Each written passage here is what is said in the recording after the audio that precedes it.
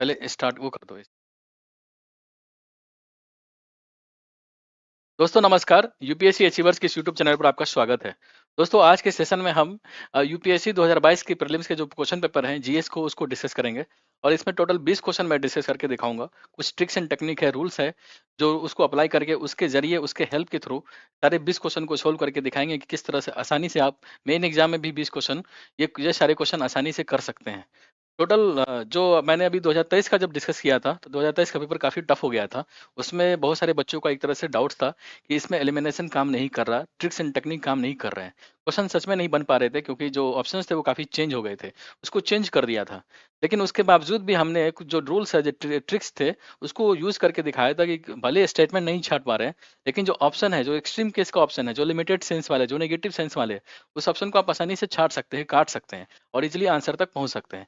तो उसी रूल्स को जब डिस्कस करने के बाद यहाँ पर अप्लाई करते हैं और यहाँ यूज करके दिखाऊंगा कि कैसे 2020-22 के पेपर में भी आसानी से आप उस ट्रिक्स और रूल्स को अप्लाई करके आसानी से क्वेश्चन को बना सकते थे। जब 2023 में आप 40 क्वेश्चन मैंने डिस्कस किए थे, दो वीडियो बना रखा है, चैनल पर डाला हुआ, आप उसको देख लीजिए। वहाँ पर ट्रिक्स डिटेल में डिस्कस किया हुआ है। तो लगभग 40 क्वेश्चन डिस्कस किया था और 22 में तो इसमें देखेंगे करीब 50 से 55 क्वेश्चन ऐसे हैं जिसे बहुत ज़्यादा पढ़ने की ज़रूरत नहीं है। बहुत ज़्यादा बुक वगैरह अध्ययन करने की ज़रूरत नहीं है, केवल कॉमन सेंस होना चाहिए। कुछ रूल्स है, कुछ ट्रिक्स एंड टेक्निक है, उसको यूज़ करके आप आसानी से क्वेश्चन को बना सकते हैं, ईज़िली छाँट सकते हैं, ईज़िली देख सकते हैं। तो एक-एक करके क्वेश्चन को बनाते हैं, डिस्कस करते हैं और समझते हैं कि कैसे उसको बना सकते हैं। जैसे ये पहला यही क्वेश्चन है।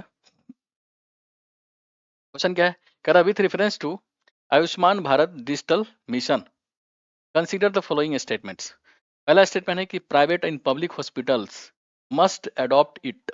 देख रहे हैं? आपको मैं उसमें समझाया था ट्रिक में कि अगर मस्ट है, शुड है, एक्सट्रीम वर्ड में शामिल हो जाता है ऐसे शब्द, तो ऐसे शब्द जनरली गलत हो जाता है क्योंकि एक्सट्रीम साउंड क्रिएट करता है, एक्सट्रीम वर्ड का प्रयोग हो जाता है। तो यहाँ पर क्या है? देखिए, यहाँ पर है कि आयुष्मान भारत डिजिटल भारत मिशन के बारे में पूछ रहा है। तो पहला स्टेटमेंट क्या है कि private and public hospital must adopt it. देख रहे हैं मस्ट का प्रयोग है, तो मस्ट क्या हो गया? एक्सट्रीम हो गया ना, एक्सट्रीम वर्ड्स हो गए और एक्सट्रीम वर्ड बोले थे कि गलत होते हैं, उसका प्रयोग है। पहला क्या हो गया? पहला गलत हो गया और पहला गलत हो गया तो देखिए इसमें पहला गलत है, इसमें गलत है, इसमें गलत है, तो आंसर क्या आ गया? बी। देख रहे, बहुत आसान क्वेश्चन है कि आयुष्मान भारत डिजिटल मिशन के बारे में पूछ रहा है कि इसमें, और पहला ही स्टेटमेंट क्या है कि प्राइवेट सेक्टर और public sector must adopt it. Must का प्रयोग किया गया और मस्ट काफी एक्सट्रीम साउंड होता है, एक्सट्रीम वर्ड हो जाता है, इसलिए पहला क्या हो गया? गलत हो गया। अब पहला जैसे ही गलत हो गया तो आंसर आ गया। आंसर क्या हो गया? Answer B. अगला देखते हैं। देखिए इस वीडियो में मैं ट्रिक्स डिस्कस नहीं करूंगा क्योंकि ट्रिक एंड टेक्निक जो है वो मैंने 2023 के जो क्वेश्चन डिस्कस किया तो उसमें डिटेल में बता रखा है और उसको प्रैक्टिस करके क्वेश्चन भी बनाया है। केवल इसमें मैं उसी ट्रिक को यूज करके क्वेश्चन को बना के दिखा दूंगा। ट्रिक्स डिस्कस नहीं करूंगा क्योंकि फिर लंबा चला जाएगा।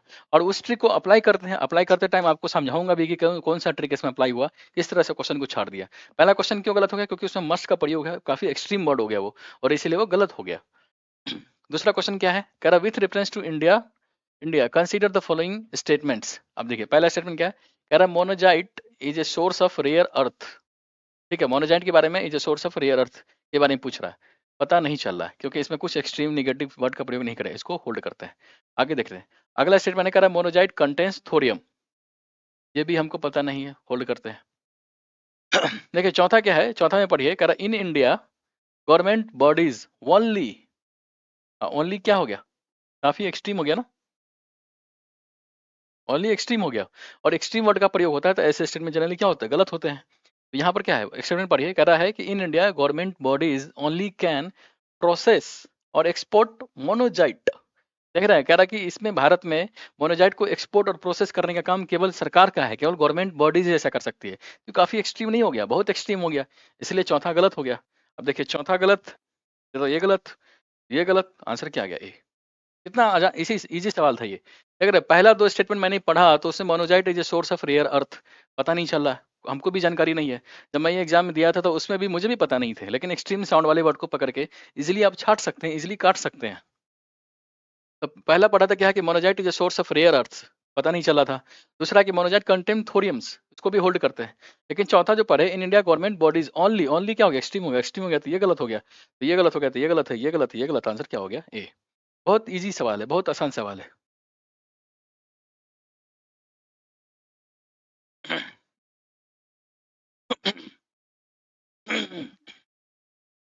अब आगे देखते हैं। नेक्स्ट क्वेश्चन क्या है? नेक्स्ट क्वेश्चन है, कह रहा है कि with reference to web 3.0 consider the following statements.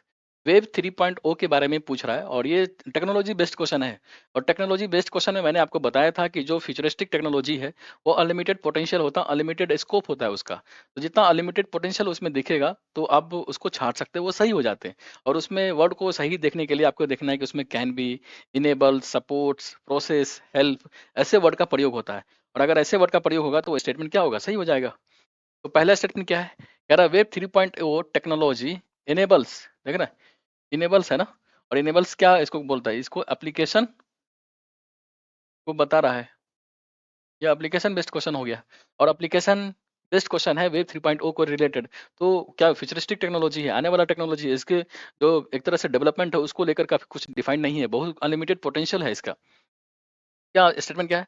कह रहा web 3.0 technology enables people to control their own data. Enables है ना, एक्सट्रीम मतलब एक्सट्रीम नहीं साउंड कर रहा है, इसके एप्लीकेशन को दिखा रहा है, तो इसलिए क्या हो गया? वन सही हो गया। दूसरा है कह रहा in web 3.0 world, in web 3.0 world there can be, देख रहे हैं, कैन बी, कैन बी मैंने बोला था क्या? ये इजी और मॉडरेट, मॉडरेट वर्ड है ना। तो स्टेटमेंट को काफी एक तरह से हल्का बनाया था, इजी बनाया था। और ऐसे स्टेटमेंट जनरली सही होते हैं। ये भी क्या हो गया? सही हो गया। In web 3.0 world there can be blockchain based social networks, बिल्कुल कैन बी का प्रयोग हो सकता है, इसलिए क्या हो गया? पॉसिबिलिटीज है, अनलिमिटेड पोटेंशियल दिखा रहा है, इसलिए सही हो गया। तीसरा स्टेटमेंट है कि web 3.0 is operated by users collectively rather than a corporation. अब देखिए कह रहा है कि वेब 3.0 जो है यूजर्स के द्वारा, कलेक्टिवली यूजर्स के द्वारा इसको ऑपरेट किया जाता है rather than कॉर्पोरेशन। इसमें यूजर्स को एक तरह से फ्रीडम दिया गया है, उसको उसको चॉइस दिया गया कि वो उसको ऑपरेट करे। तो ये काफी अनलिमिटेड एक तरह से देख रहे हैं, पोटेंशियल स्कोप की बात कर रहा है। और यूजर फ्रेंडली टेक्नोलॉजी है। वेब 2.0 में ऐसा फीचर्स नहीं थे, उससे एक तरह से मॉडिफाइड वर्जन है वेब 3.0। तो चूंकि फ्यूचरिस्टिक टेक्नोलॉजी है तो इसमें बहुत पोटेंशियल होता है, इसलिए तीसरा भी क्या हो गया? सही हो गया। और साइंस से टेक्नोलॉजी से रिलेटेड क्वेश्चन में मैंने आपको बताया था कि बहुत दूर तक जाके सोचिए, बहुत लिमिटेड अप्रोच नहीं होनी चाहिए, क्योंकि उसका एप्लीकेशन आउटपुट बहुत ज़्यादा हो सकता है, अनलिमिटेड स्कोप होता है। चलिए क्या हो गया? तीनों सही हो गए, तो आंसर क्या हो गया? डी। नेक्स्ट क्वेश्चन क्या है?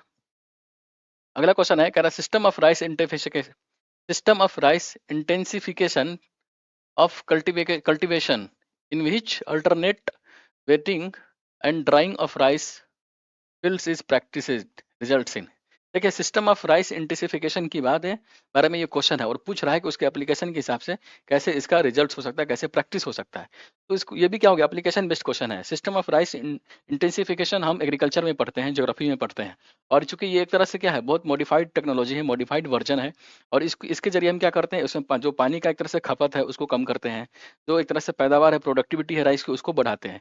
ये टेक्नोलॉजी हम पढ़ते हैं, लेकिन एप्लीकेशन बेस्ड क्वेश्चन है तो इसमें बहुत ज़्यादा पढ़ने का बहुत स्कोप नहीं है, बहुत ज़्यादा हम दिमाग नहीं लगा सकते। बस अपना कॉमन सेंस लगाइए। कॉमन सेंस क्या है कि टेक्नोलॉजी है तो अनलिमिटेड पोटेंशियल होगा, तो हो सकता है उसके डाइवर्स यूज हो। तो पहला स्टेटमेंट क्या है? कह रहा सिस्टम ऑफ राइस इंटेंसिफिकेशन के जरिए आप रिड्यूस्ड सीड रिक्वायरमेंट, मतलब जो बीज है उसकी रिक्वायरमेंट को कम कर सकते हैं। बिल्कुल सही है, क्योंकि वो राइस इंटेंसिफिकेशन मतलब उसका एक तरह से एफिशिएंसी को बढ़ाता है और पैदावार को भी बढ़ाता है, तो सीड की रिक्वायरमेंट को भी कम करता है, तभी तो ये टेक्नोलॉजी यूज हो रहा है और उसको लेकर एक तरह से काफी डिमांड बढ़ रहा है। तो पहला स्टेटमेंट क्या है कि रिड्यूस सीड रिक्वायरमेंट, सही है। दूसरा है कि रिड्यूस्ड मेथेन प्रोडक्शन, ये भी सही है, क्योंकि मेथेन प्रोडक्शन काफी प्रोग्रेसिव बात हो रहा है। अभी के हिसाब से देखें, ग्रीन हाउस गैस के उत्सर्जन को कम करना है, तो जो ऐसे टेक्नोलॉजी है जिससे उत्सर्जन कम हो उसको ज़्यादा बढ़ावा मिल रहा है। और जो राइस की एग्रीकल्चर, जो राइस की खेती होती है उसमें मीथेन बहुत ज़्यादा तेजी से बढ़ता है। तो सिस्टम ऑफ राइस इंटरफिकेशन में ये भी ध्यान रखा गया कि मीथेन का प्रोडक्शन कम हो, तो ये भी सही है। तीसरा क्या है कि रिड्यूस्ड इलेक्ट्रिसिटी कंजप्शन, बिल्कुल सही बात है। टेक्नोलॉजी बेस्ड क्वेश्चन है ना, तो इसमें अनलिमिटेड पोटेंशियल, अनलिमिटेड स्कोप है। और चूंकि राइस इंटेंसिफिकेशन की बात कर रहा था, उसका एक तरह से ऑप्टिमम यूज होना चाहिए, तो बिजली भी कम होना चाहिए प्रयोग, जो बीज रिक्वायरमेंट वो भी कम होना चाहिए, जो मीथेन प्रोडक्शन है उसका भी कम कम होना चाहिए, ताकि ग्रीन हाउस गैस उत्सर्जन में वृद्धि ना हो सके। तो ये क्या हो गया? एक तरह से प्रोग्रेसिव बात कर रहा है, इसलिए आंसर क्या हो गया? डी। देख रहे हैं, हमने अभी कम कुछ क्वेश्चन डिस्कस किए, बिल्कुल बेसिक क्वेश्चन है। और ये सब क्वेश्चन को बनाने के लिए बहुत ज़्यादा दिमाग नहीं लगाना पड़ रहा है, बहुत ज़्यादा पढ़ने की जरूरत नहीं है।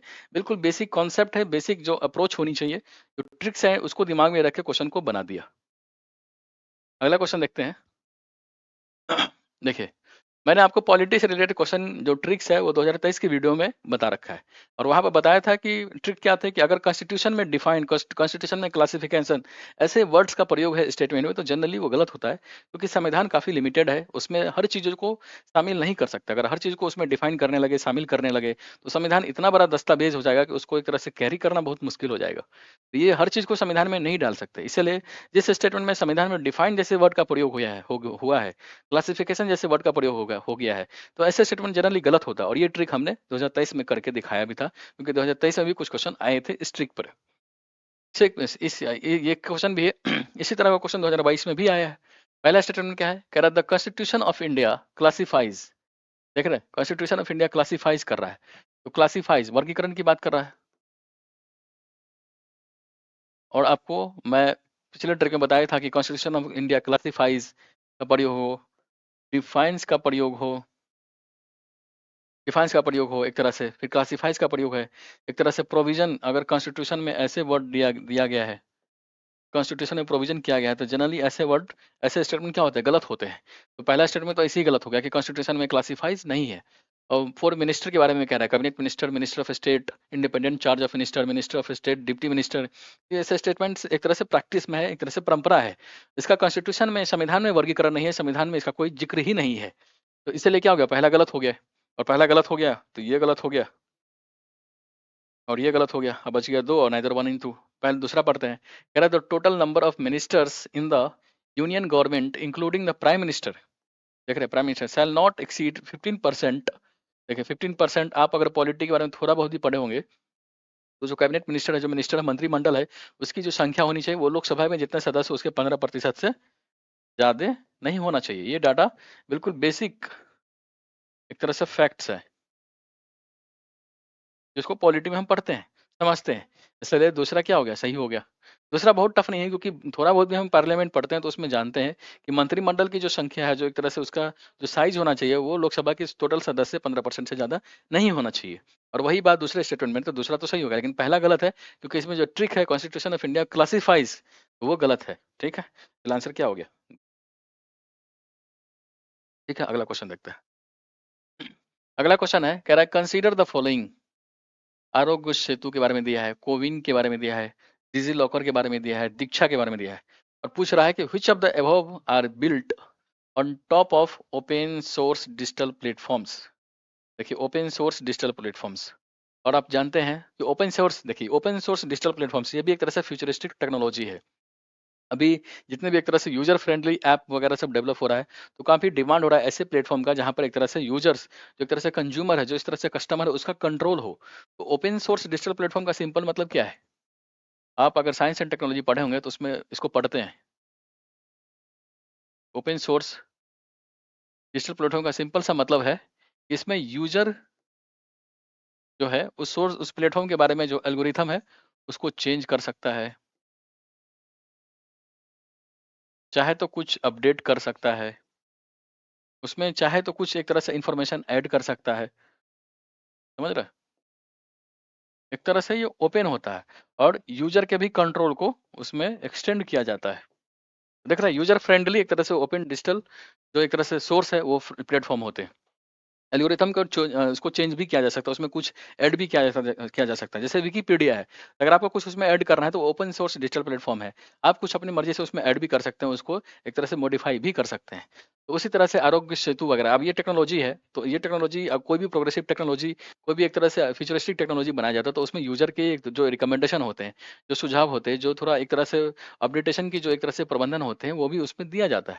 तो आरोग्य सेतु में भी है, ओबे में भी है, डिजिलॉकर में भी है, दीक्षा में भी है, चारों में है। और चूंकि टेक्नोलॉजी वाला क्वेश्चन है तो बहुत दिमाग नहीं लगाना है, मैक्सिमम पॉसिबिलिटी होता है कि वो बहुत ब्रॉड एरिया को कवर करे, सारी चीज़ों को उसमें कवर किया जाए।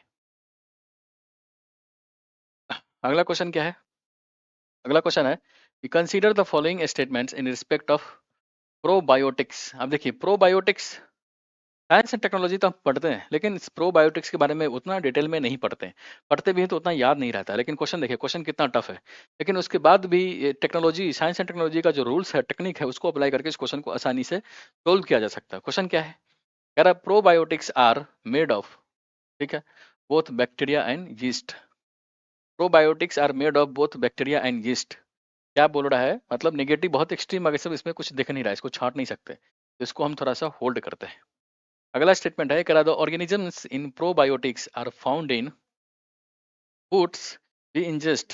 ठीक है, कह रहा जिस खाने को जो हम खाते हैं और जो पचता है उसमें प्रोबायोटिक्स मिलता है, बट दे डू नॉट, देख रहे डू नॉट का प्रयोग है, और डू नॉट मैंने बोला था ये काफी एक्सट्रीम हो जाता है, एक्सट्रीम वर्ड हो गया ना, और एक्सट्रीम वर्ड वाला स्टेटमेंट जनरली गलत होता है। तो ये क्या हो गया, गलत हो गया, थोड़ा हम पढ़ लेते हैं। कह रहा the organisms in probiotics are found in foods we ingest but they do not naturally occur in our गट।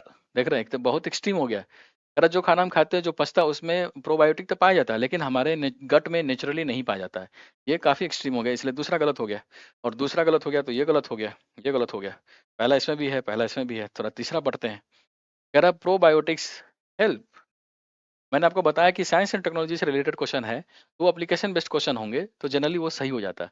और ऐसे स्टेटमेंट को पकड़ने के लिए मैंने आपको पहले वीडियो में जो ट्रिक बताया था उसमें क्या बताया था कि कहीं पर होगा इनेबल, कहीं पर होगा कैन बी, कहीं पर होगा सपोर्ट, कहीं होगा हेल्प। तो इसमें भी क्या है, हेल्प है और हेल्प कर रहा है, तो टेक्नोलॉजी है एक तरह से, तो हो सकता है कि ऐसा प्रयोग उसका हो। और किस में हेल्प कर रहा है, मिल्क के डाइजेशन में, डाइजेशन ऑफ मिल्क शुगर्स। ठीक है, चलिए ये क्या हो गया, पॉसिबिलिटीज की बात कर रहा है, सही हो गया। आंसर क्या हो गया, 1 इन 3। ठीक है। बहुत आसान क्वेश्चन है, बहुत टफ नहीं है। देखिए ये क्वेश्चन काफ़ी लंबा है, और जब मेन एग्जाम में ये क्वेश्चन आया था तो एक तरह से काफ़ी हालत ख़राब हो गया था। बहुत सारे बच्चे इसमें फँस गए थे, क्योंकि लगभग देख रहे हैं लगभग 7 स्टेटमेंट दिया हुआ है, और लेकिन जितना बड़ा ये क्वेश्चन है उतना ही आसान है। अगर आपने बेसिक ज्योग्राफी, थोड़ा फिजिकल ज्योग्राफी के बारे में जानते हैं, तो इस क्वेश्चन को आसानी से किया जा सकता है। अगर आपने चक्रवात पढ़ा होगा, सुनामी पढ़ा होगा, तो देखिएगा आसानी से इसको बना सकते हैं।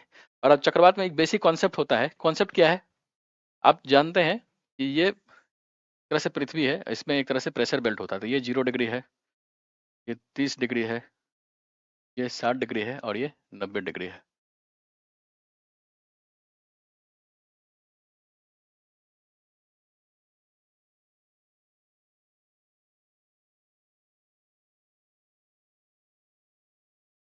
साठ, ये 90 डिग्री। और आपको पता है जो कोरियोलिसिस फोर्स होता है वो इक्वेटोरियल रीजन में 0 होता है, और इसीलिए इक्वेटोरियल रीजन में चक्रवात नहीं आते हैं, क्योंकि जो मूवमेंट होना चाहिए, जो एयर बिल्ड का जो एक तरह से रिवॉल्वेशन होना चाहिए, वो नहीं हो पाता, क्योंकि कोरियोलिसिस फोर्स वहाँ पर 0 होता है। इसीलिए इक्वेटोरियल रीजन में कोरियोलिसिस फोर्स की 0 होने की वजह से वहाँ पर क्या होता है, चक्रवात नहीं आता है। और जब चक्रवात नहीं आएगा तो सुनामी भी नहीं आएगा, कि सुनामी के मूवमेंट के लिए भी एक तरह से कोरियोलिसिस फोर्स कुछ ना कुछ वहाँ होना चाहिए। अब इस क्वेश्चन को बचते बस इतना बेसिक कॉन्सेप्ट आप जानते हैं तो ये आंसर आ जाएगा। देखिए क्वेश्चन पढ़िए, क्वेश्चन कह रहा है, कह रहा है if a major solar, question दिख नहीं रहा है, हाँ यहाँ से पढ़ते हैं, लाइट आ रहा है ना इस वजह से डिस्टर्ब हो रहा है। कह रहा है if a major solar storm,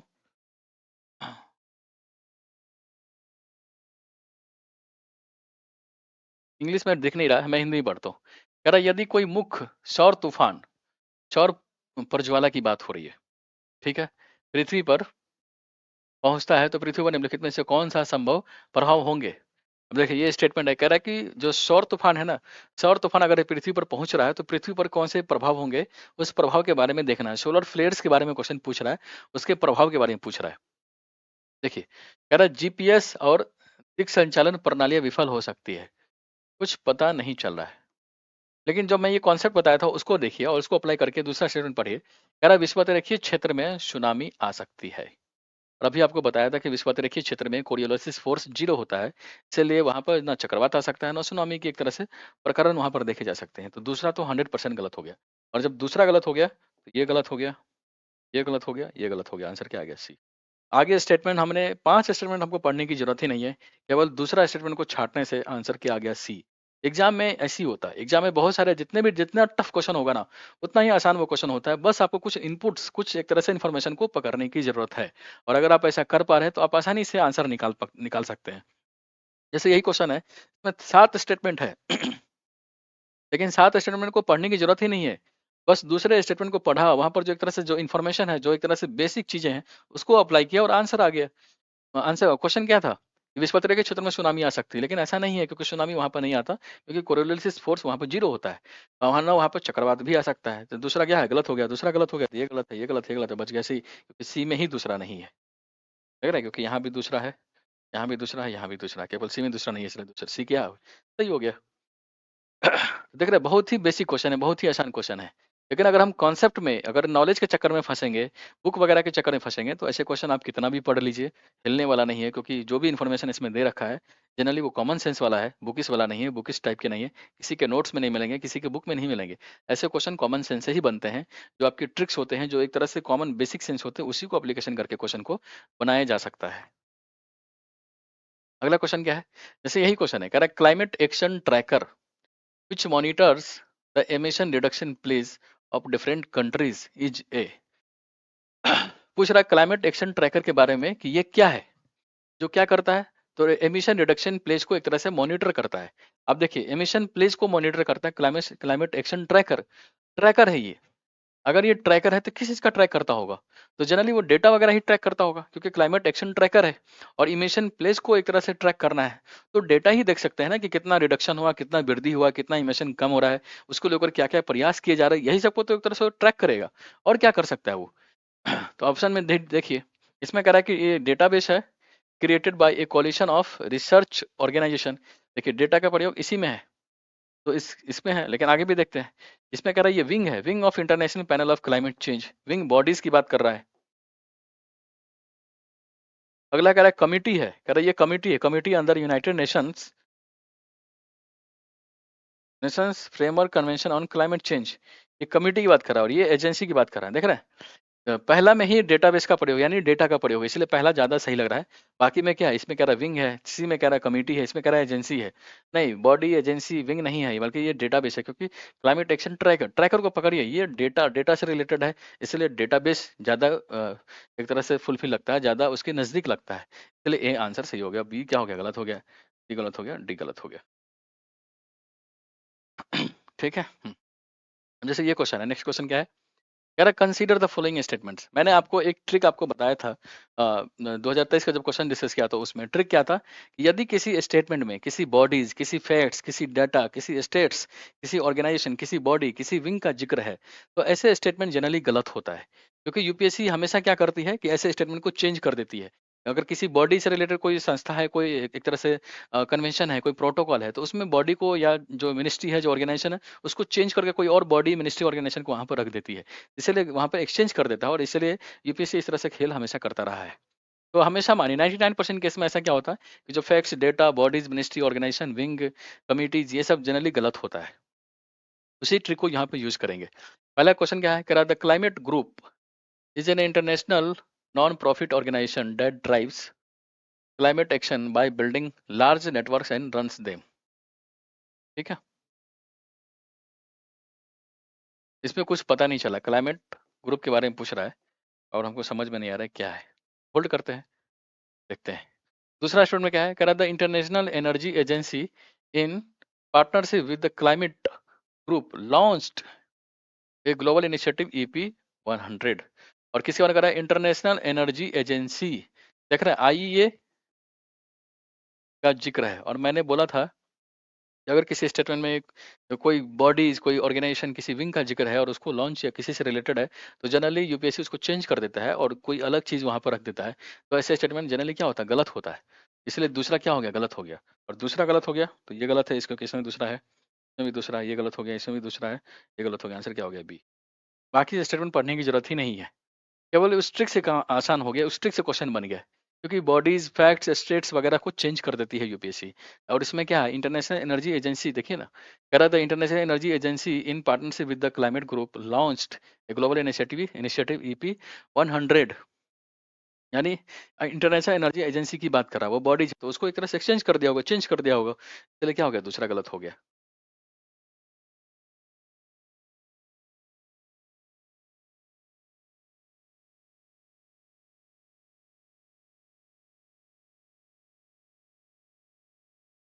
अगला क्वेश्चन देखते हैं। देखिए, कह रहा है with reference to polyethylene tera terephthalate, terephthalate, ठीक है, polyethylene terephthalate, the use of which is so widespread in our daily lives. देखिए, पॉलीथीन टेराफ्लेट पैथलेट के बारे में क्वेश्चन पूछ रहा है और कह रहा है उसको डेली यूज करते हैं, उसके बारे में कुछ क्वेश्चन को दिमाग में रखिए। कह रहा है कंसीडर द फॉलोइंग स्टेटमेंट्स। पहला स्टेटमेंट क्या है? पहला स्टेटमेंट है कह रहा it it's fibres can be blended. Can be का प्रयोग हो गया ना, तो कैन बी मैंने बताया था कि ये इजी और मॉडरेट वर्ड्स होते हैं, और जनरली ऐसे स्टेटमेंट सही हो जाते हैं। इसकी संभावना होती है कि ऐसे स्टेटमेंट सही हो। कह रहा है इट फाइबर्स कैन बी है ना, उसके एप्लीकेशन को दिखा रहा हो सकता है, प्रयोग हो सकता है। Can be blended with the wool and cotton fibres to reinforce their properties. Can be का प्रयोग है, इसलिए ये क्या हो गया, सही हो गया। दूसरा है कह रहा है containers made of it can be used to store. देखिए कैन बी का प्रयोग है तो यहाँ तक तो सही है। Can be use to store, store क्या है, एनी। देख रहे हैं एनी क्या हो गया, एक्सट्रीम हो गया, एक्सट्रीम वर्ड हो गया ना, इसलिए ये गलत हो गया। कैन बी तक प्रयुक्त था तो वहां तक तो सही दिख रहा था कि कैन बी ठीक लग रहा था, लेकिन can be use to store any alcoholic beverage, any alcoholic beverage की बात कर रहा है, एनी की बात कर रहा नहीं, एनी नहीं हो सकता, कुछ लिमिटेड होगा, कोई नहीं इसमें स्टोर हो सकता है, ठीक है। इसलिए दूसरा क्या हो गया, एक्सट्रीम हो गया। देखिए दूसरा अगर इसमें है, दूसरा इसमें है, ये गलत हो गया, इसमें ये गलत हो गया। पहला इसमें भी कॉमन है, पहला इसमें भी कॉमन है। 3 और 4 में देखते हो कौन सही है। 3 पढ़िए, कह रहा है bottles made of it can B recycle. Can भी है ना, ये क्या हो गया, इजी और मॉडरेट वाला है, और इजी और मॉडरेट वाला क्या होता है, वो जनरली सही होते हैं। Can be recycle in the other products, तीसरा तो 100% सही है। तीसरा सही, तो आंसर क्या हो गया, 193, इसलिए यही सही हो गया। देखिए चौथा अगर पढ़ना हो तो देखिए चौथा गलत है। गलत गलत कैसे है, कह रहा articles made of it can B तो यहाँ दिख रहा है, easily disposed of it in incineration without causing green house gas emission. देख रहे हैं without causing green house gas emission की बात कर रहा है, इसलिए ये क्या हो गया, गलत हो गया। नहीं ऐसा नहीं है, इससे इससे जो बनाया जाएगा उसमें कुछ ना कुछ ग्रीन हाउस गैस इफेक्ट निकलेगा, ग्रीन हाउस गैस कुछ तरह से रिलीज होगा। ऐसा नहीं है ग्रीन हाउस गैस एक तरह से उत्सर्जन होगा ही नहीं, इसलिए क्या होगा, गलत हो गया। देखिए ना, पढ़िए ना इसे। कह रहा है इससे बनी वस्तुओं का भस्मीकरण द्वारा बिना, देख रहे हैं, बिना ग्रीन हाउस गैस उत्सर्जन किए, नहीं ऐसा नहीं, कुछ ना कुछ मात्रा में ग्रीन हाउस गैस उत्सर्जन होगा, वहां से निकलेगा, इसलिए क्या हो गया, चौथा गलत हो गया, क्योंकि काफी एक्सट्रीम हो जाता है। अगला क्वेश्चन क्या है, कह रहा है in the government of India act 1919 की बात कर रहा है, 1919 1919 के भारत सरकार अधिनियम के बारे में पूछ रहा है। क्वेश्चन क्या है, the function of provincial government were divided into reserved and transferred subjects, ठीक है। Which of the following were treated as reserve subject. देखिए जो एक तरह से प्रोविंशियल गवर्नमेंट है उसके संदर्भ में कुछ सब्जेक्ट को रिजर्व किया गया था, कुछ ट्रांसफर किया गया था, और हमें से क्वेश्चन पूछ रहा है कि किस सब्जेक्ट को रिजर्व सब्जेक्ट में रखा गया था, उस क्वेश्चन को दिखना है। देखिए दो तरह की बात है, सब्जेक्ट्स देखेंगे तो एक क्या था, ट्रांसफर्ड, और एक दूसरा क्या था, रिजर्व, ठीक है। अब देखिए अंतर समझिए, ट्रांसफर्ड सब्जेक्ट को ऐसे ट्रांसफर सब्जेक्ट में ऐसे सब्जेक्ट रखे गए थे जिसमें जो एक तरह से जो सरकारें थी वहां पर, ब्रिटिश गवर्नमेंट जो थी, उसमें उसका ज़्यादा हस्तक्षेप नहीं होता था, ज़्यादा कंट्रोल नहीं होता था। तो वो तो कभी नहीं चाहेगा कि ऐसे महत्वपूर्ण सब्जेक्ट को ट्रांसफर्ड सब्जेक्ट में डाल दो, जिसमें जो प्रोविंशियल गवर्नमेंट है, वो भी इस पर कुछ तरह से कानून बना सके, उसका भी दायित्व हो। तो ऐसे सब्जेक्ट को तो कभी भी नहीं चाहेगा कि जो महत्वपूर्ण विषय हो। तो हम देखते हैं, और रिजर्व सीट में क्या चाहेगा, वो तो चाहेगा कि वैसे सब्जेक्ट को हम रिजर्व सीट में डाल दें, जो हमारे लिए महत्वपूर्ण हो, हमारे लिए एक तरह से महत्वपूर्ण भूमिका निभाता हो। तो उसको वो रिजर्व सीट में डालेगा ना, क्योंकि वो उसमें उसका एक छत्र अधिकार होगा, जो ब्रिटिश सरकार है उसका, कि उसी पर वो कानून बना सके। अब जैसे देखिए, कह रहा है एडमिनिस्ट्रेशन ऑफ जस्टिस, न्याय की बात कर रहा है, तो न्याय के मामले में तो कभी नहीं चाहेगा कि उसको ट्रांसफर्ड में डाले। ट्रांसफर में क्यों डालेगा, अगर ट्रांसफर में डाल देगा तो उसमें प्रोविंशियल गवर्नमेंट का भी एक तरह से हस्तक्षेप होगा, और ब्रिटिश गवर्नमेंट का तो हस्तक्षेप होगा ही, तो कभी नहीं चाहेगा कि इसको ट्रांसफर में डाले, क्योंकि जस्टिस न्याय से रिलेटेड है, तो वो तो चाहेगा कि इसको रिजर्व में ही डाले, ताकि हमारा ऊपर से एक छत्र अधिकार हो, एक छत्र कंट्रोल हो। तो कॉमन सेंस अप्लाई करेंगे तो देखते हैं कि तो ये वाला लगता है कि रिजर्व में ही डाला होगा इसको, चलिए ये क्या हो गया, वन सही हो गया। देखिए तीसरा देखिए, दूसरा देखिए, कह रहा लोकल सेल्फ गवर्नमेंट, स्थानीय सरकार की बात है। तो स्थानीय सरकार बहुत ज़्यादा मुद्दा नहीं है, बहुत ज़्यादा मतलब ऐसा नहीं है कि उसको कंट्रोल किया जा सके। तो ये रिलेटेड ऐसा इशू है कि उसमें जो राज्य की सरकार है, जो प्रोविंशियल गवर्नमेंट है, उसको भी कुछ पावर दे सकते हैं। ऐसा भी नहीं है कि इसमें सेंट्रल गवर्नमेंट अगर नहीं देगी, मतलब सेंट्रल गवर्नमेंट अगर नहीं देगी, तो उसके ज़रिए लोकल लेवल पर जो सरकार है वो कुछ हस्तक्षेप करके, जो एक तरह से केंद्र की सरकार है उसको कुछ नुकसान कर सके। बहुत इंपॉर्टेंट नहीं है, अगर कुछ समझ में नहीं आ रहा तो उसको थोड़ा होल्ड करते हैं। अगला देखिए, कह रहा है सॉरी ये नहीं, ये था ना, लोकल से गवर्नमेंट को अगर नहीं समझ में आ रहा तो थोड़ा होल्ड करिए। देखिए लैंड रेवेन्यू, आपको पता है कि ब्रिटिश सरकार में लैंड रेवेन्यू जो था, उसके राजस्व का एक महत्वपूर्ण पार्ट था। तो लैंड रेवेन्यू पर तो चाहेगा कि जो ब्रिटिश गवर्नमेंट है उसका एक तरह से फुल कंट्रोल हो। वो कभी इसको ट्रांसफर में नहीं डालेगा, वो हमेशा चाहेगा कि ये रिजर्व में ही रहे, ताकि हमारा एक तरह से महत्वपूर्ण कंट्रोल हो। क्योंकि रेवेन्यू का एक महत्वपूर्ण हिस्सा है। और जो वो चाहेगा, जब वो सरकार इतना एक तरह से कंट्रोल करना चाह रहा है, तो पुलिस को क्यों ट्रांसफर में डालेगा? पुलिस को भी वो चाहेगा कि रिजर्व में डाले, ताकि उसका एक कंट्रोल हो, उसका एक महत्वपूर्ण कंट्रोल हो। देख रहे हैं एडमिनिस्ट्रेशन ऑफ जस्टिस, जस्टिस में भी चाहेगा कि कंट्रोल हो। लैंड रेवेन्यू भी उसका एक महत्वपूर्ण पार्ट हो जाता है, पुलिस भी। तो आंसर क्या हो गया? 134, 134, 3 ऑप्शन ही है, इसलिए दूसरा की जरूरत ही नहीं है। और दूसरा देखिए ना, लोकल सेल्फ गवर्नमेंट बहुत बड़ा इशू नहीं है वो। तो उसमें स्थानीय लेवल पर भी सरकार को एक तरह से पावर दिया गया है। उसमें केंद्र सरकार क्यों चाहेगा, जो ब्रिटिश गवर्नमेंट है वो क्यों क्यों चाहेगा कि उसी का एक तरह से अधिपत्य स्थापित हो? तो वो एक तरह से शेयर किया गया था पावर उसमें, उसको ट्रांसफर सब्जेक्ट में डाल दिया गया था। लेकिन जो जस्टिस वाला है और लैंड रेवेन्यू वाला और पुलिस वाला है, इसमें तो चाहेगा एक तरह से पूरा कंट्रोल हो, इसीलिए उसको रिजर्व में डाल दिया गया था। ठीक है? अब देखिए ये क्वेश्चन को मैंने आसानी से कॉमन सेंस से बना दिया। इस क्वेश्चन को अगर आप ब्रिटिश जो भारत सरकार अधिनियम 1919 है उसको पढ़ेंगे तो उससे भी बना सकते हैं। लेकिन उतना याद किसको रहता है? बहुत इतना सिलेबस है, इतना वास्ट सिलेबस है। हिस्ट्री में तो हर हर चीज़ एक तरह से याद ही करना होता है। उतना एक तरह से दिमाग लगाना भी, पूरा याद करके जाना एग्जाम में काफ़ी हेक्टिक हो जाता है। लेकिन क्वेश्चन जब ये क्वेश्चन पूछा होगा यूपीएससी, तो देख रहे हैं इसमें कुछ इनपुट्स कॉमन सेंस वाले क्वेश्चन इसमें दिए हुए हैं कि आप बिल्कुल बेसिक सेंस लगा के भी अपने डेली टू डेली लाइफ में जो एक तरह से घटनाएं होती है उसको भी दिमाग के में रख के क्वेश्चन को बना सकते हैं। बहुत रॉकेट साइंस नहीं है, बहुत डीप में जाने की जरूरत नहीं है। ठीक है। अगला क्वेश्चन क्या है? कह रहा with reference to United Nation General Assembly, United Nation General Assembly के बारे में क्वेश्चन पूछ रहा है। और कह रहा है कंसीडर द फॉलोइंग स्टेटमेंट्स। ठीक है। यूनाइटेड नेशन जनरल असेंबली के बारे में क्वेश्चन पूछ रहा है और ऑप्शन देखते हैं। देखिए अब पहला ऑप्शन क्या है? कह रहा the United Nation General assembly can grant. देखिए कैन बी का प्रयोग है ना, कैन ग्रांट का प्रयोग है, तो ये क्या हो गया? इजी और मॉडरेट हो गया। और कैन वगैरह तो स्टेटमेंट जनरली सही होते हैं। क्या कह रहा है? Can grant observer status to the non member states states. Can की बात कर रहा, हो सकता है, बिल्कुल सही है। दूसरा कह रहा है inter governmental organisations can, can की प्रयोग है, तो ये भी सही हो गया।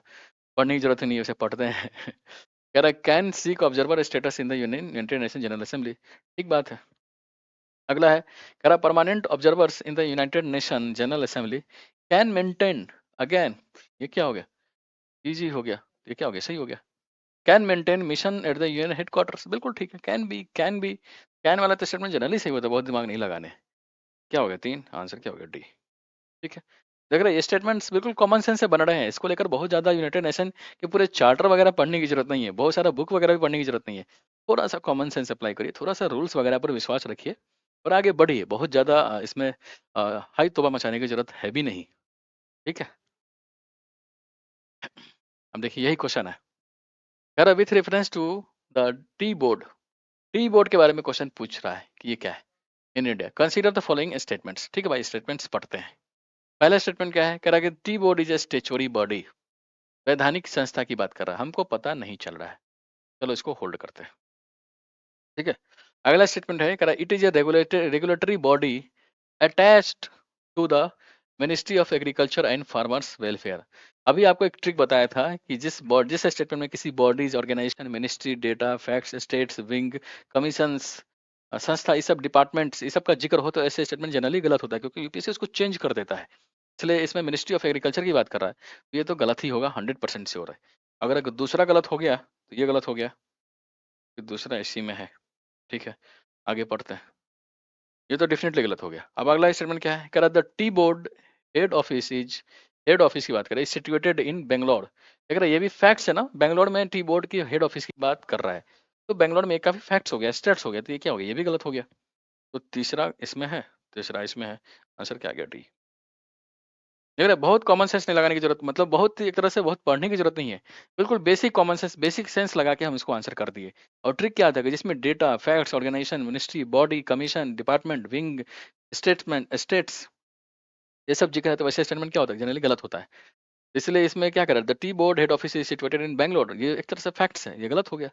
ये ऑर्गेनाइजेशन, ये भी क्या हो गया? मैंने बॉडीज की बात कर रहा है, इसलिए ये भी गलत हो गया। आंसर क्या हो गया? 1 इन 4, सी, डी आंसर। ठीक है। आंसर क्या है? डी। आगे बढ़ते हैं। देख रहे क्वेश्चन क्या है? कह रहा है कंसीडर द फॉलोइंग स्टेटमेंट्स, और क्वेश्चन क्या है? कह रहा है बीडीबीडी, नाम भी ऐसा है ना, इतना डिफिकल्ट हो जाता है। कह रहा है Bidi Bidi is a large refugee settlements in north western Kenya. देखिए एक तरह से ये भी क्या हो गया, फैक्ट्स हो गया ना। बीडीबीडी की बात कर रहे हैं, जो large refugee settlements in north western Kenya. Kenya में एक तरह से लार्ज रिफ्यूजी सेटलमेंट है बीडीबीडी। तो मुझे पता नहीं, एक तरह से फैक्ट्स है, और आपको बताया था पिछले ऑडिटर कि इसको अप्लाई करेंगे तो ये तो गलत ही हो गया। लेकिन थोड़ा होल्ड करते हैं कंफर्म करने के लिए। आगे बढ़िए। अगला कह रहा है कि सम पीपुल, देख रहे हैं सम पीपुल, मैंने आपको बताया था कि सम वर्ड्स वाले क्वेश्चन क्या होते हैं, बहुत आसान होते हैं क्योंकि इजी और मॉडरेट वर्ड वाले प्रयोग होते हैं। और सम पीपुल इस तरह से बात कर रहा है, कुछ लोगों की बात कर रहा है, इसलिए वो सही होने की संभावना होती है। कह रहा है some people who fled from south Sudan civil war lives in Bidi. Some people की बात कर रहा है। ऑल पीपल अगर बोलता है तो बहुत एक्सट्रीम हो जाता है, इसलिए वो गलत हो जाता है, लेकिन सम पीपल कुछ ही लोगों की बात कर रहा है। कुछ लोग तो सही हो सकते हैं, इसलिए क्या ये सही हो गया।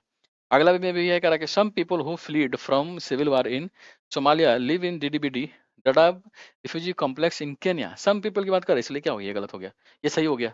तो 2 और 3 तो डेफिनेटली सही है, और 2 और 3 इसी में है, इसलिए क्या हो गया, सी आंसर। देख रहे हैं जो ट्रिक्स वगैरह हैं, जो रूल्स जो मैंने आपको पहले वीडियो में बता रखा है, वो रूल्स वगैरह यहाँ भी अप्लाई हो रहा है। बहुत रॉकेट साइंस नहीं है, बहुत दिमाग लगाने की जरूरत नहीं है, बहुत पढ़ने के लिए भी जरूरत नहीं है।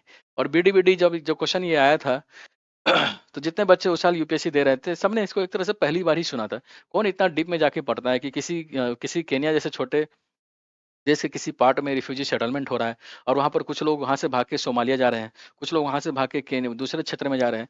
इतना कौन एक तरह से नोटिस करता है कि कितना लोग भाग के कहाँ जा रहे हैं, क्योंकि इतना सारा घटना इंसिडेंट होता है, सब तो थोड़ी ना पता होगा। लेकिन फिर भी यूपीएससी इस क्वेश्चन को फ्रेम किया है और उसमें कुछ इनपुट्स दिया है, कुछ ट्रिक्स दिया है, कुछ इंसाइट दिया है, और वो उसी इंसाइट को आपको पकड़ना है, उसी कीवर्ड को पकड़ना है। इसीलिए यूपीएससी थोड़ा ट्रिकी हो जाता है, और अगर आप उस ट्रिक को थोड़ा सा यूपीएससी के माइंडसेट को अगर पकड़ लिए आप, तो प्रीलिम्स निकालना बहुत आसान हो जाता है। क्योंकि प्रीलिम्स अल्टीमेटली देखा जाए तो कॉमन सेंस ही है, एक तरह से नॉलेज का गेम है ही नहीं, क्योंकि कितना भी पढ़िए, पढ़ने का कोई अंत नहीं है, और पढ़ा हुआ चीज तो पूछ ही नहीं रहा है, तो पढ़ेंगे क्या खाक। ठीक है, तो ये क्या हो गया, सी सही हो गया। अगला क्वेश्चन क्या है, नेक्स्ट क्वेश्चन है, कह रहा है which one of the following statements about Sangam literature के बारे में पूछ रहा है। कह रहा है संगम लिटरेचर के बारे में स्टेटमेंट देना है, पूछ रहा है। कह रहा है कि Sangam literature in ancient South India is correct. Sangam literature के बारे में कौन सा स्टेटमेंट सही है, उसको पकड़िए। देखिए कॉमन सेंस लगना है हमको। यूपीएससी के बारे में कुछ देखिए, संगम लिटरेचर से रिलेटेड ऑप्शन दिया हुआ, हमको बहुत पता नहीं है, मान लीजिए गेस करते हैं नहीं पता है, लेकिन कॉमन सेंस तो है हमारे पास, तो कॉमन सेंस अप्लाई करते हैं। पहला स्टेटमेंट क्या है, कह रहा है Sangam poems are devoid devoid of any reference to material culture. देखिए एनी का प्रयोग है ना, और एनी का प्रयोग मैंने आपको बताया था कि काफी एक्सट्रीम हो जाता है ना, और एक्सट्रीम वाले वर्ड के क्या होते हैं, स्टेटमेंट गलत हो जाते हैं। तो क्या हो गया, पहला गलत हो गया। दूसरा है, कह रहा the social classification of varna was known to Sangam poets. Social classification of varna, varna का जो एक तरह से सामाजिक वर्गीकरण है, वो संगम जो कवि है उसको जानकारी थी, पता नहीं चल रहा है, इसको होल्ड करते हैं। अगला स्टेटमेंट है, कह रहा है Sangam poems have no reference. देख रहे हैं, नो रेफरेंस क्या हो गया, काफी एक्सट्रीम होगा, और एक्सट्रीम क्या हो गया, गलत हो गया, चलिए ये भी गलत हो गया। अगला है, कह रहा है कि Sangam literatures refers to magical verses as irrational. ठीक है, कह रहा है कि संगम साहित्य जो है वो मैजिकल, एक तरह से जादुई जो घटना होता है उसको इरेशनल करार दिया गया, उसको असंगत बताया है। देख रहे हैं, इसमें कहिए ना कि संगम साहित्य में जादुई ताकत को असंगत बताया गया है। ठीक है, अब देखिए संगम जो पोएट्स वगैरह थे, जो वहाँ पर लिटरेचर वगैरह थे, एक तरह से काफी प्रोग्रेसिव था वहाँ पर, काफी विद्वान लोग वहाँ पर लिखते थे। तो एक तरह से जादू टोने वाले बात को काफी काफी वो है, तो उसमें लॉजिक तो ढूंढेंगे ही, और लॉजिक नहीं मिलता है जादू टोना समय, तो उसको तो इरोशनल ही बताएगा। चलिए ये ज्यादा प्रोग्रेसिव लग रहा है, लेकिन फिर भी हम बी और डी में कंपेयर करते हैं, तो थोड़ा देखते हैं। कह रहा है कि सोशल क्लासिफिकेशन, देख रहा है सोशल क्लासिफिकेशन संगम लिटरेचर में नॉन नहीं था, क्योंकि वो जो वहाँ पर एक तरह से संगम जो कालीन युग दिखाई पड़ता है, वो काफ़ी प्रोग्रेसिव वहाँ पर एक तरह से चीज़ें दिखाई पड़ती है। जो साहित्यकार है वो काफ़ी एक तरह से अच्छी-अच्छी बातें लिखते हैं, और रैशनल चीज़ों को ज़्यादा बढ़ावा देते हैं। इसलिए सोशल क्लासिफिकेशन कैसे वो लोग जान सकते हैं। लेकिन और इसीलिए इसी लॉजिक से अगर यहाँ पर सोचेंगे हम, तो एक तरह से जादू टोना में बहुत बिलीफ उनका नहीं था, और जो भी ऐसा मानते थे उसको इरेशनल असंगत बताते थे। इसलिए ये क्या हो गया, ज़्यादा एक्यूरेट हो गया। ठीक है? लेकिन इसके बावजूद मान लीजिए क्वेश्चन आपको पता नहीं चला, लेकिन फिर भी हमने एक्सट्रीम केस वाले जो ट्रिक्स थे उसको अप्लाई करके ए को छाड़ दिया, सी को छाड़ दिया। बी और डी में कंफ्यूजन था, तो थोड़ा 50-50 रिस्क लेके हम आगे बढ़ते, छोड़ते तो नहीं। पहले हमको चारों नहीं पते थे, अभी देखे तो हम चारों क्वेश्चन को चारों ऑप्शन नहीं पता है, लेकिन जो कॉमन सेंस है उसको अप्लाई करके हमने 2 ऑप्शन इजीली छाड़ दिए, बच गए 2। तो 2 ऑप्शन में थोड़ा सा कंफ्यूजन है, तो थोड़ा सा रिस्क लीजिए, थोड़ा सा कॉमन सेंस अप्लाई करिए, आगे बढ़िए। तो हो सकता है उसमें 50-50 सही भी हो सकता है, गलत भी हो सकता है। छोड़ने से तो बेटर है ना कि आप ऑप्शन को जितना छाँट सकते हो उतना छाँटिए। ठीक है? अगला क्वेश्चन क्या है? कह रहा है कि निम्नलिखित पर विचार कीजिए। देखिए, कार्बन मोनोऑक्साइड की बात कर रहा है, नाइट्रोजन ऑक्साइड की बात कर रहा है, ओज़ोन की बात कर रहा है और सल्फर डाइऑक्साइड की बात कर रहा है। कह रहा है वातावरण में उपयुक्त में से किनकी अधिकता होने से अम्ल वर्षा होती है? अब देखिए, अम्ल वर्षा किससे रिलेटेड होता है? तो अम्ल वर्षा जो होता है एसिड रेन को कहते हैं। और एसिड रेन के लिए ज़रूरी है कि उसमें एसिड कंपोनेंट या कंपाउंड की उपस्थिति होनी चाहिए। और इसी कंपाउंड के बारे में अगर आपने केमिस्ट्री थोड़ा बहुत भी पढ़ा होगा, केमिस्ट्री का अगर 10% भी पढ़ा होगा, तो आप जानते हैं कि जो एसिड रेन होता है, जो एसिड होता है, वो किससे बनता है?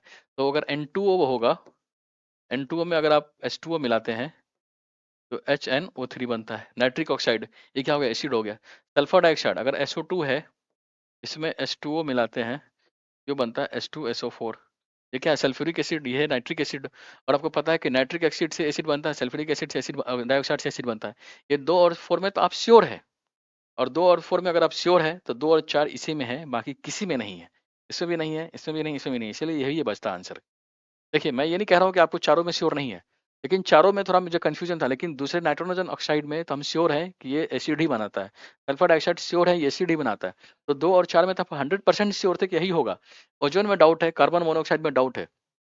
लेकिन अगर ऑप्शन से हम मिलाते हैं, तो देखते हैं कि 2 और 4 केवल इसी इसी ऑप्शन में है। इसमें भी नहीं है, इसमें भी नहीं, इसमें भी नहीं है। तो हमको 1 और तीसरे की पढ़ने की ज़रूरत ही नहीं पड़ी, केवल इसी से आंसर आ गया।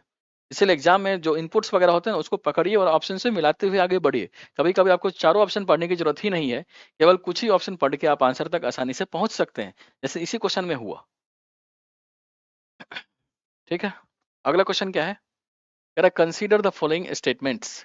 पहला स्टेटमेंट क्या है? कह रहा other than those made by humans nano particles do not exist in nature. देख रहे हैं? डू नॉट एग्जिस्ट की बात कर रहा है, ये काफी एक्सट्रीम हो गया। और एक्सट्रीम वाले वर्ड स्टेटमेंट होता है वो गलत होते हैं, इसलिए पहला गलत हो गया। अगला क्या है? पहला गलत हो गया तो ये गलत, ये गलत। तीसरा इसमें भी है, तीसरा इसमें भी है, केवल 2 बच गया। 2 को देखते हैं, 2 को छाट देंगे, आंसर आ जाएगा। स्टेटमेंट क्या है? कह रहा nano particles of some metallic oxide. Some क्या है? इजी और मॉडरेट वर्ड हो गया ना। सम मेटालिक ऑक्साइड की बात कर रहा है। Some metallic oxides are used in manufacture of some cosmetics. देख रहे हैं, दो सम का प्रयोग हो गया, तो ये तो काफी इजी हो गया, काफी मॉडरेट हो गया। चलिए, ये इसकी पॉसिबिलिटी ज्यादा सही होने की है, इसलिए 2 सही है। 2 किसमें है?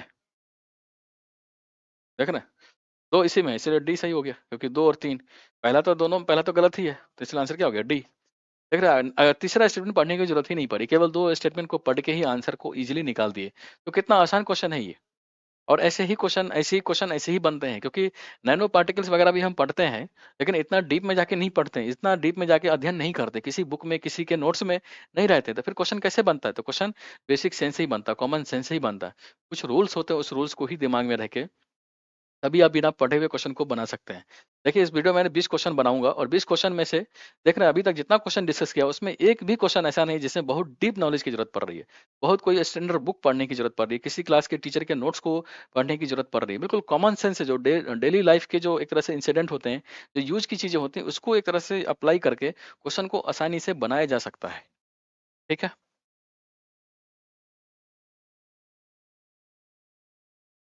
अगला क्वेश्चन देखते हैं।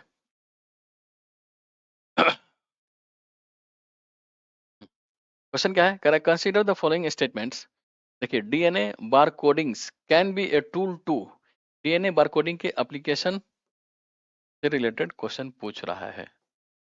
देखिए, क्या होता है, कभी कभी साइंस एंड टेक्नोलॉजी के एप्लीकेशन बेस्ड क्वेश्चन होते हैं, तो उसके अनलिमिटेड पोटेंशियल होते हैं, स्कोप होते हैं।